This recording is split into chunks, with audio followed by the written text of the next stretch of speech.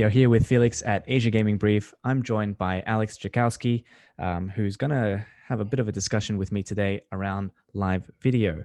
Alex, you've recently become quite the proponent in live video, and we're not just talking, not just referring to live dealer and proxy betting here, right? Can you explain a little bit about kind of what's got you excited about live video for this year? Well, thanks, Felix, and thanks for having me on your show, on your podcast. I can't say that I just become a proponent for live video, because back in 2008, 2009, when I launched buzzluck.com, we actually had what we called the live internet party. And it was a live broadcast on the internet tied to the BuzzLuck Casino that people could participate and engage with the presenter, and it was great fun. It was a lot of work putting it together, and very expensive to produce back in the day, but a little bit ahead of its time, I'm afraid. And now I think the time has really come that we've seen obviously the live dealers. Ever since Adam Anahan came out with it for Dr. Ho in Macau back in 1999, 2000, or that kind of time frame, live dealers took off because Dr. Ho believed the Chinese or the Asians in general didn't believe that Lady Luck lived in a PC, so he wanted to offer the live dealers, and it was an interesting technological challenge back in those days of dial-up, to deliver a video product. And it's since evolved, of course, with various sports books adding live broadcasting of games that you could bet while you're watching the game right there on your PC or on your phone, and live horse racing. And so live video has been around for a long time, but now with the greater acceptance of live video, or the insistence on live video, even ironic in a non-video podcast, but and I don't regret that at all, by the way. But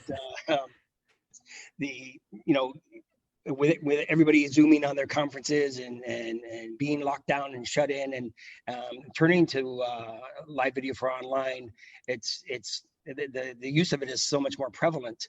And it got me thinking of how else can we use live video in the iGaming space above and beyond, the tried and true, live broadcast, live dealers, things of that nature.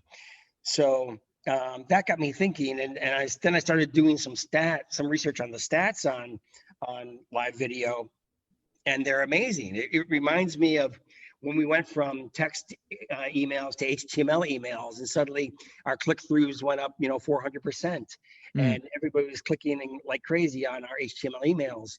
And then, of course, spam came along and didn't exactly kill that, but certainly decreased the numbers as your inbox got overpopulated.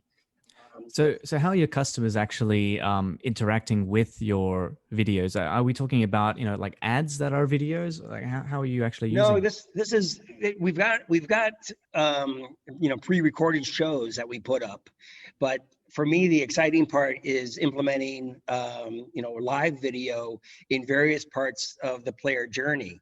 So when they come on board, for example, so a welcome stream that you can engage in, and promotional streams, special programs that are set up for 5-10 minutes with some kind of promotion involved, some kinds of incentive involved, not necessarily, but to get the audience up. You'll incentivize that traffic, but they're interacting with somebody live, and this builds a lot of trust. Of course, because you see who you're talking to, and they can afford to do this, and they're not afraid to put their face on camera, and it also gives people a chance to interact, between themselves, but also between themselves and the presenter. So we've seen this kind of thing be successful on platforms like Twitch, and as I was saying, the Facebook Live numbers of they're engaging with live video at really unprecedented rates. They get record engagements, and it's just astounding to see how much this space has taken off over the past couple of years. And of course, in the iGaming, we're the last to adopt anything other than interesting payment methodologies. So it's an area now that I'm exploring for my clients at integrating live video for both promotional and educational applications as parts of the player journey. So just to give an example and just to paint the picture of what this looks like, because yeah, like you say, ironically, we're not doing this as a video, so I won't be able to visually show our listeners kind of what you're referring to. But a promotional, let's say you have a promotional live broadcast, just for like it's Happy New Year. We want to provide something for our customers. What does that look like from a customer point of view when you have your video out there? Yeah, you can see our what we call our standard video, our pre-recorded video on the slot show, English, the slot show, singular, the slotshow.com. And you can see we have a presenter who talks about various slot games and the games that are most popular or had really big wins or new games. And so we talk about these things and show these things. And we would do similar in a live format, which would also be available, post broadcast. But the nice part of the live part is that you can the players and prospects can actually interact with the host and ask questions and make comments and be part of that entire experience. So like one of the first applications that we'll be rolling out for live video will be onboarding. So when somebody registers a new account, there's a lot of things to tell them about the website, and people don't want to read a long email, although our welcome emails are actually our most opened email of any of the emails that we send, and I'm sure that the other operators have the same experience. But when people are right on time, you have somebody there that's interested and excited about your prospect, about what you're offering. And so if you have a live video onboarding session where you can give them a tour effectively of what you're offering, and you can ask them, what are they primarily interested in, and you can show them these things. You have to have them preset, of course, and ready to go, but you can actually give them a very, very positive, welcoming experience. And I think the take up on that will be really good, actually. I mean, it's like kind of going from a very mass market approach to a very personalized approach where that customer feels like they're really being valued because they've got, somebody actually showing them around and taking the time to talk to them on a one-on-one basis, which is something also that you've discussed in an article in the past with us. And also we did a webinar on a personalized customer experience, which you were a part of as well. So that's really, really cool that's moving in that direction. And I might have asked this before, but just for the purpose of this podcast, why do you think things are moving into this more personalized space? Well, it really has to, because people are getting increasingly tired of Me Too products and Me Too experiences. And you go to one casino or one sports book, and it's the same matches, it's the same odds, it's the same games, it's the same. Everything's the same. The promotions can change. You get maybe a better bonus this week here and a better bonus this week there, if you care about bonuses at all. But this provides a real level of differentiation for the player. They've got a pit boss, they've got a host, they've got a friend that they've seen and talked with and gotten and had their say with them as well. So it's not just a one-way street as traditional pre-recorded video is. So you this kind of trend, you see it taking off within Asia? I think it'll go dynamite in Asia, actually. I don't think, there's already, on, WeChat is a highly visual, highly video based platform. TikTok and its Chinese equivalent is exclusively video. Instagram is getting more into video. Facebook, as I mentioned, in other markets around Southeast Asia is just on fire with live video these days. Well, so Europe though, because a lot of the time these trends, they follow Europe, but are you seeing something similar in Europe as well?